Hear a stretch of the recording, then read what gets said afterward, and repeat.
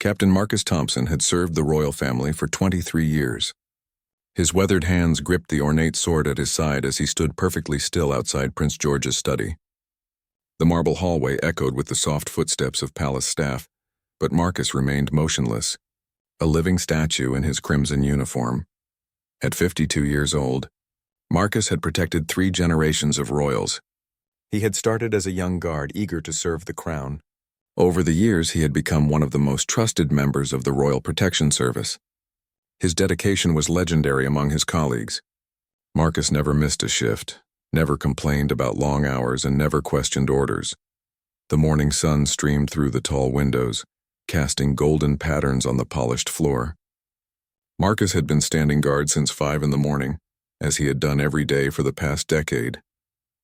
His back ached, his feet were sore, but his expression remained stern and professional. This was his duty, his calling, his entire life. Prince George, now 12 years old, had grown up seeing Marcus every day.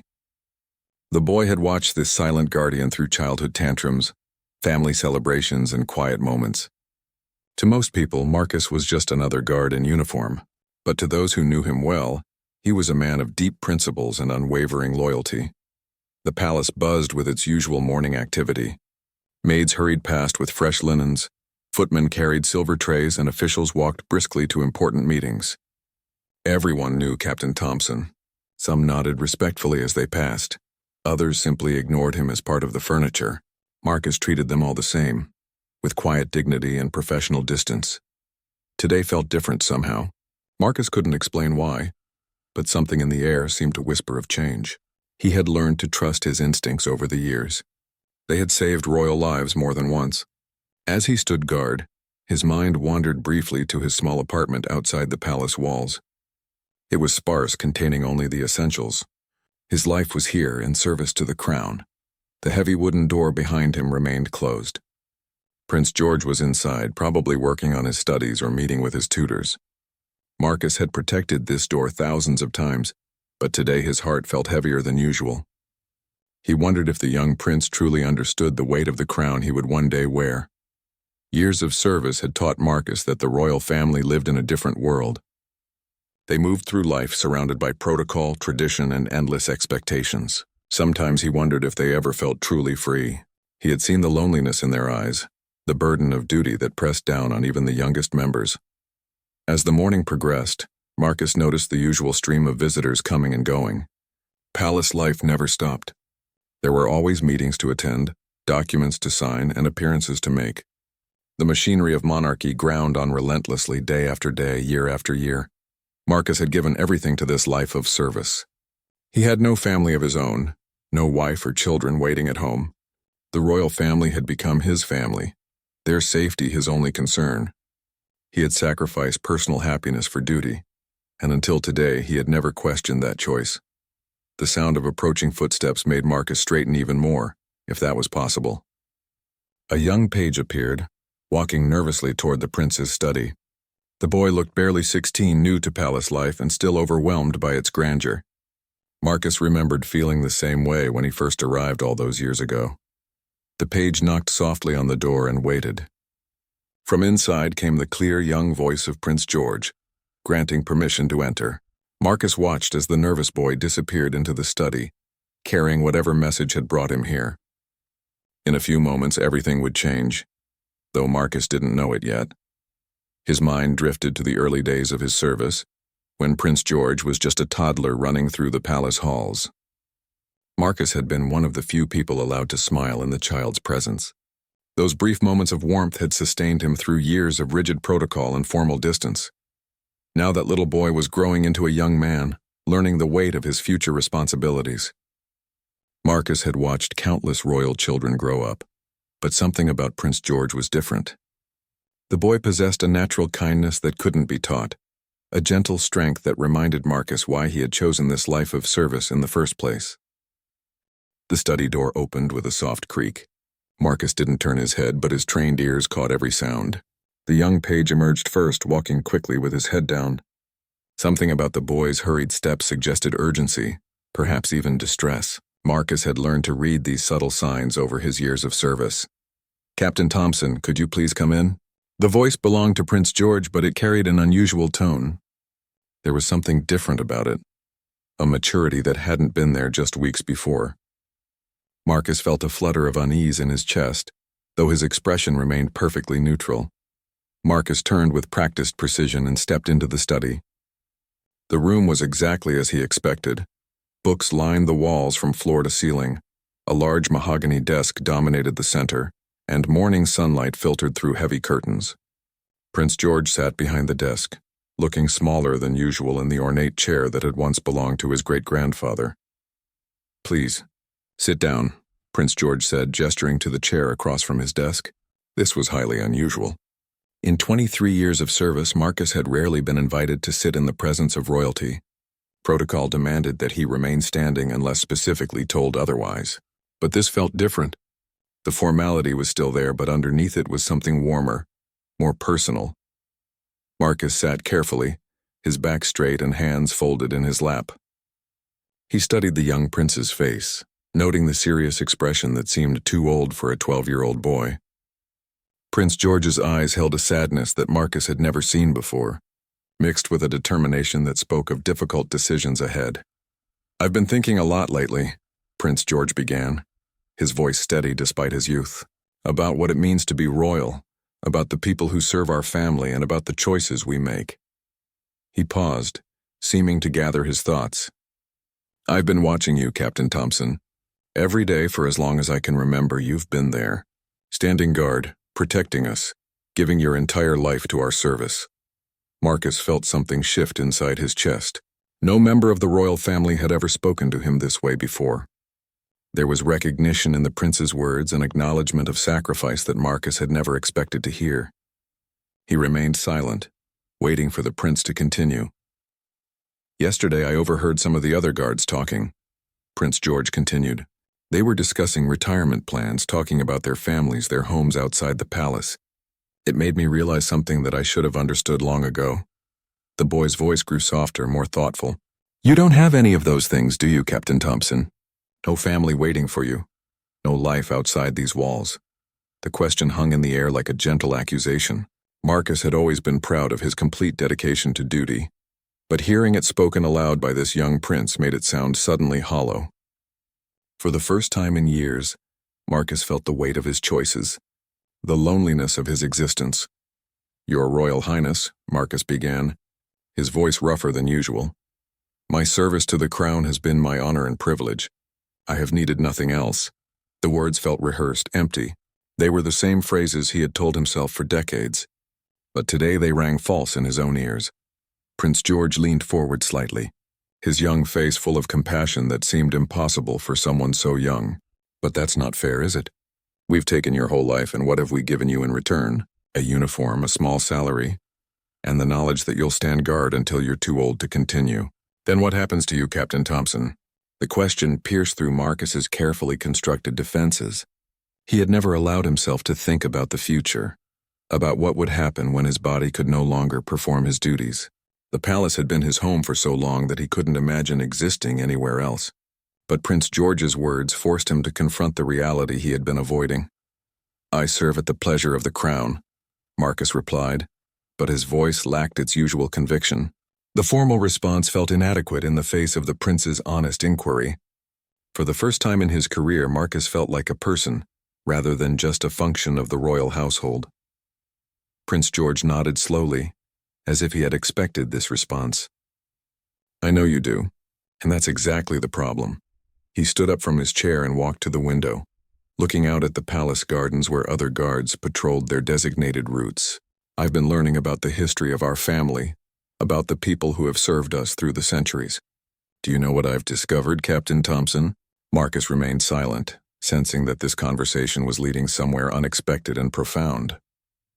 The young prince turned back to face him, and in that moment, Marcus saw not a child but a future king grappling with the moral weight of his position.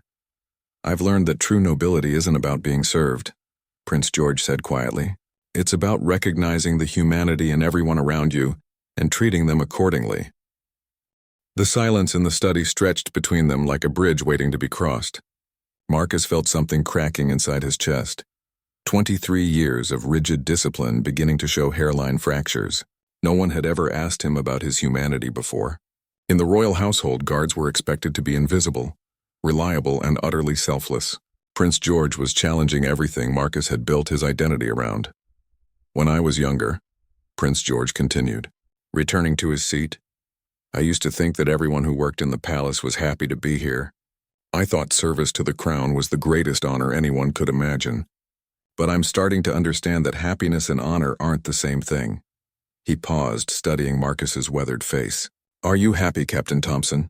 The question hit Marcus like a physical blow. Happy? The concept seemed foreign, almost ridiculous. Happiness wasn't something guards were supposed to consider. Duty, loyalty, service. These were the pillars of his existence. But happiness? Marcus realized with a start that he couldn't remember the last time he had felt genuinely happy about anything. Your Royal Highness, Marcus began, then stopped. The formal address felt wrong somehow, inadequate for this moment of raw honesty between them. I have always found satisfaction in my duty. Even as he spoke the words, Marcus knew they were a deflection, a way of avoiding the prince's real question. Prince George's expression softened further.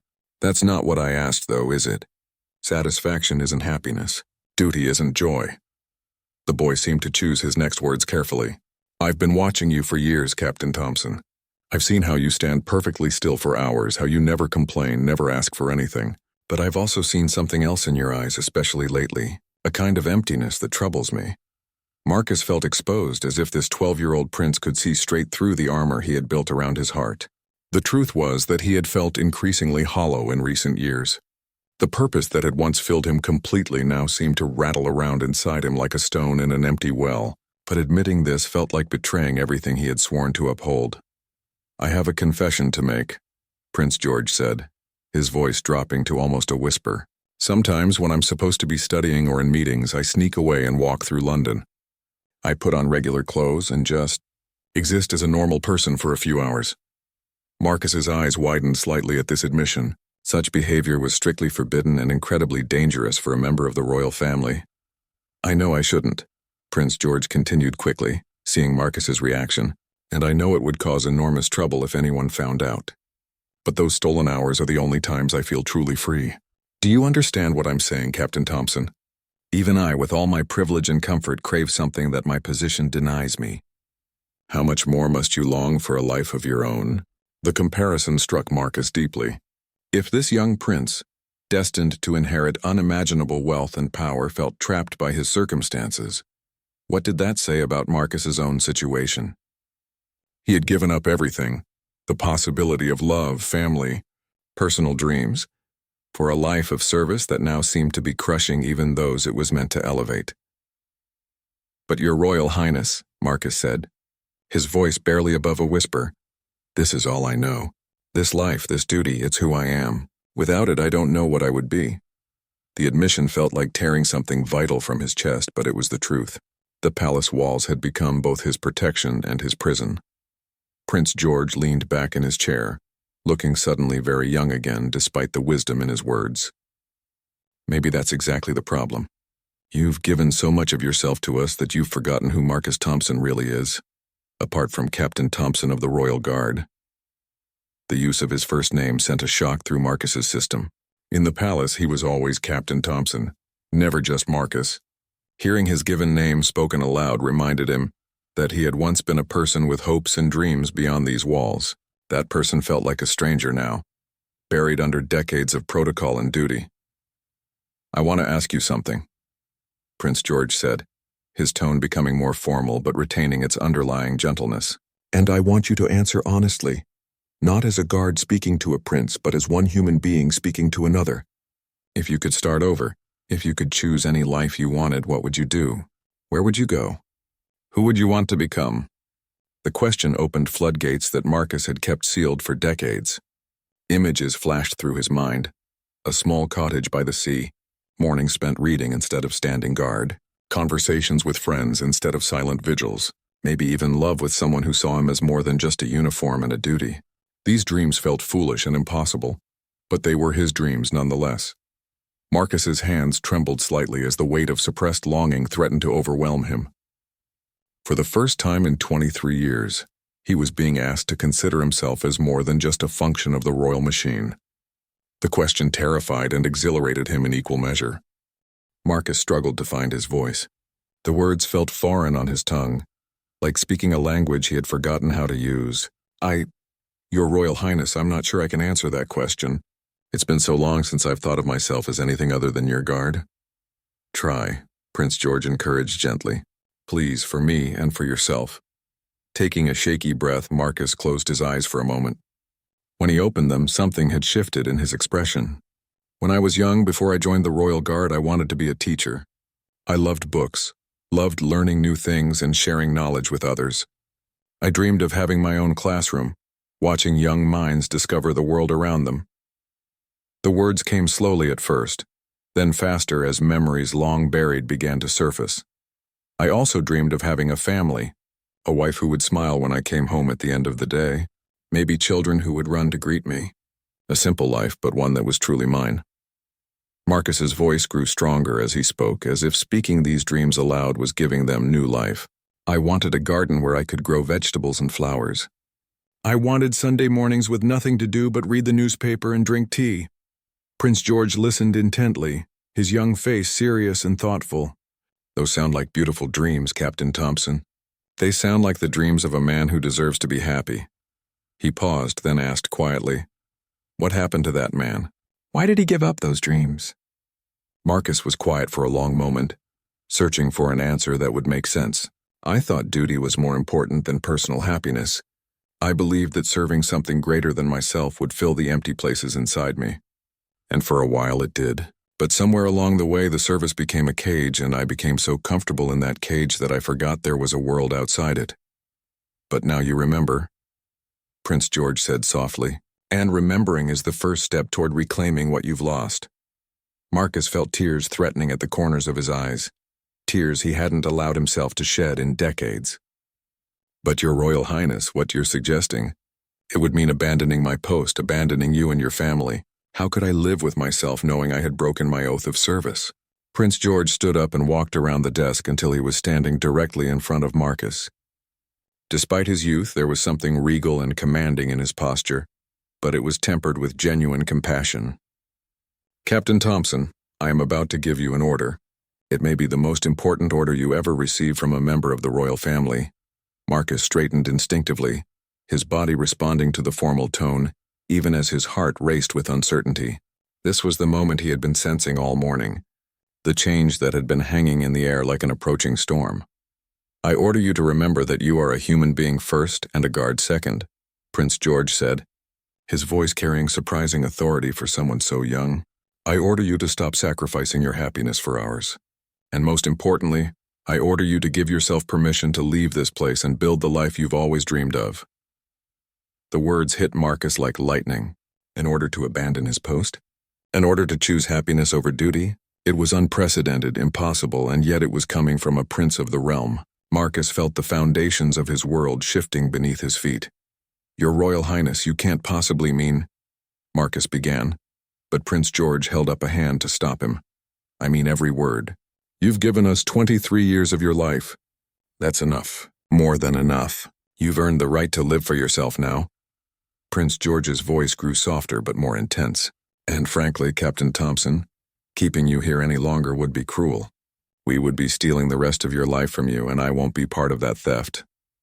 Marcus stared at the young prince in shock. This boy, barely 12 years old, was showing more wisdom and compassion than most adults Marcus had ever known. The prince was offering him freedom, but it felt terrifying after so many years of structured service. But who will protect you? Marcus asked, his voice cracking slightly. Who will stand guard outside your door? Who will ensure your safety? Even as he asked these questions, Marcus knew they were really asking something else. Who will I be if I'm not your protector? Prince George smiled sadly. There are other guards, Captain Thompson. Good men and women who can do the job. But there is only one you, and you deserve to discover who that person really is when he's not wearing a uniform. The conversation was taking a turn that Marcus had never imagined possible. A member of the royal family was not just giving him permission to leave. They were actively encouraging it, even commanding it. The irony wasn't lost on him. The ultimate act of service might be to stop serving.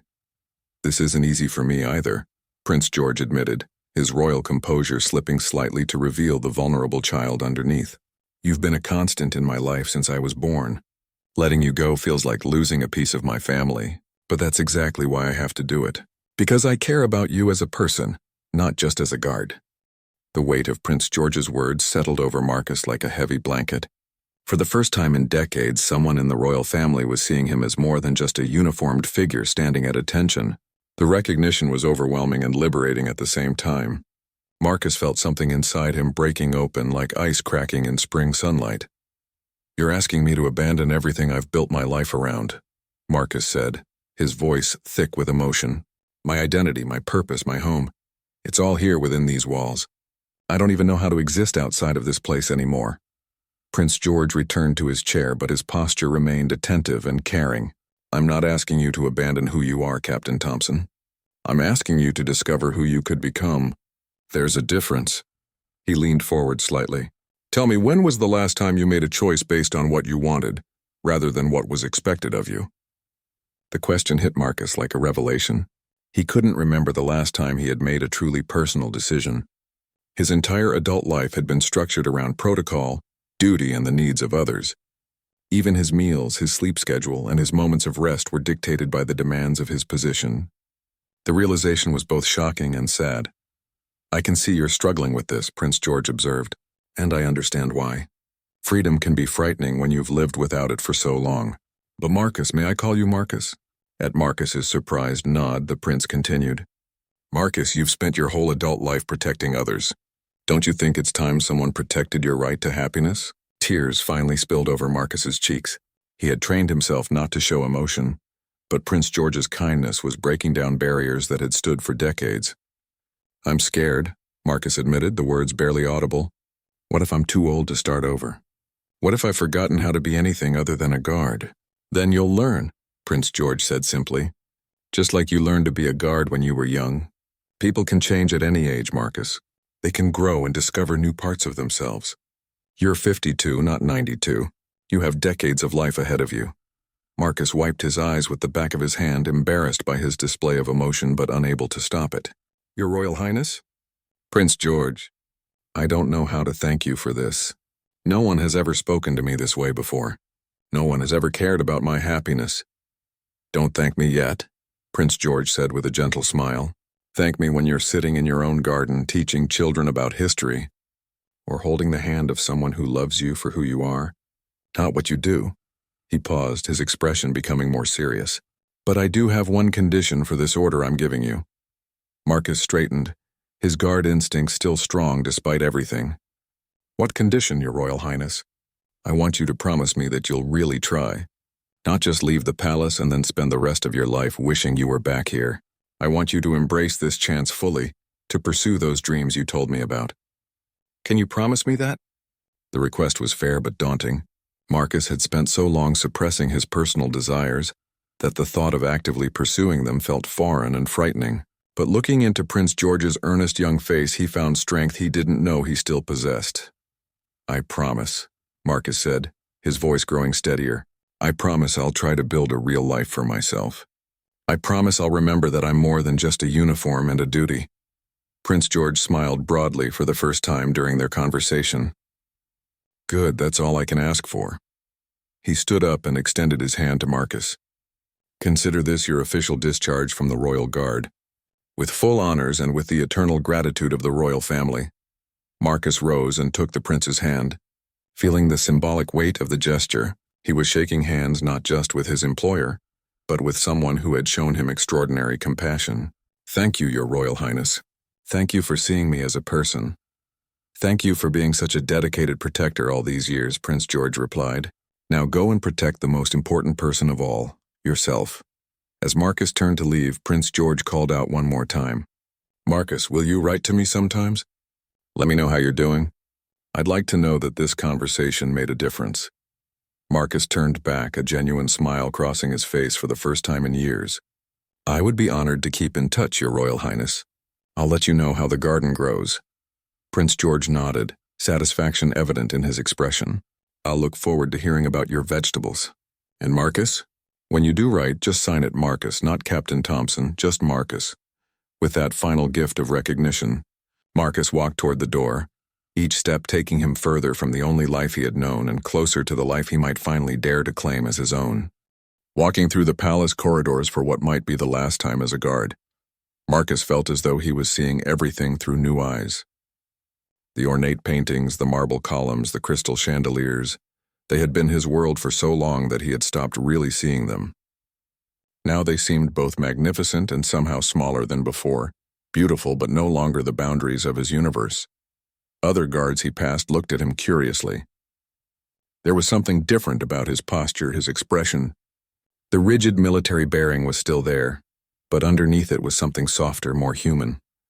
A few colleagues nodded to him, unaware that they were witnessing the end of an era. Marcus made his way to his small quarters in the staff wing of the palace. The room was spartanly furnished.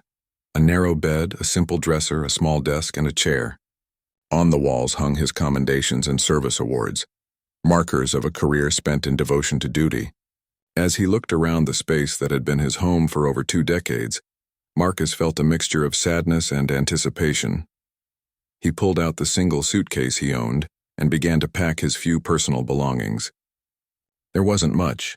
Some civilian clothes he rarely wore, a few books, some old photographs from before his service began. As he folded his clothes, Marcus found himself thinking about the conversation with Prince George. The boy's wisdom and compassion had shattered something inside him, but it had also built something new. For the first time in years, Marcus felt hope. The most difficult part was taking off his uniform for the final time. The crimson jacket with its gold braiding, the perfectly pressed trousers, the polished boots. They had been like armor, protecting him from the vulnerability of being just Marcus Thompson. As he changed into civilian clothes, Marcus caught sight of himself in the small mirror above his dresser. The man looking back at him seemed like a stranger, but also somehow more real than the guard who had worn the uniform that morning. A soft knock at his door interrupted his packing. Marcus opened it to find several of his fellow guards standing in the hallway. Word had somehow spread about his departure, though Marcus suspected Prince George had handled the official notifications with his characteristic thoughtfulness. "Is it true, Marcus?" asked Sergeant Davies, a younger guard who had looked up to Marcus as a mentor. "Are you really leaving?" Marcus nodded slowly. "It's true. It's time for me to try something different."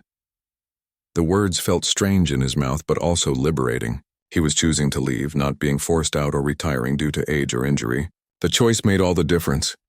"But you're the best of us," protested Lieutenant Morrison, another longtime colleague. "The family trusts you completely." "Why would you want to give that up?" Marcus looked at the concerned faces of his fellow guards and realized that they were asking the same questions he had been asking himself for years. They had all made the same sacrifices, all chosen duty over personal fulfillment. The difference was that Prince George had shown Marcus there was another way to live. "Sometimes the best thing you can do for the people you care about is to take care of yourself," Marcus said gently. "Prince George helped me understand that.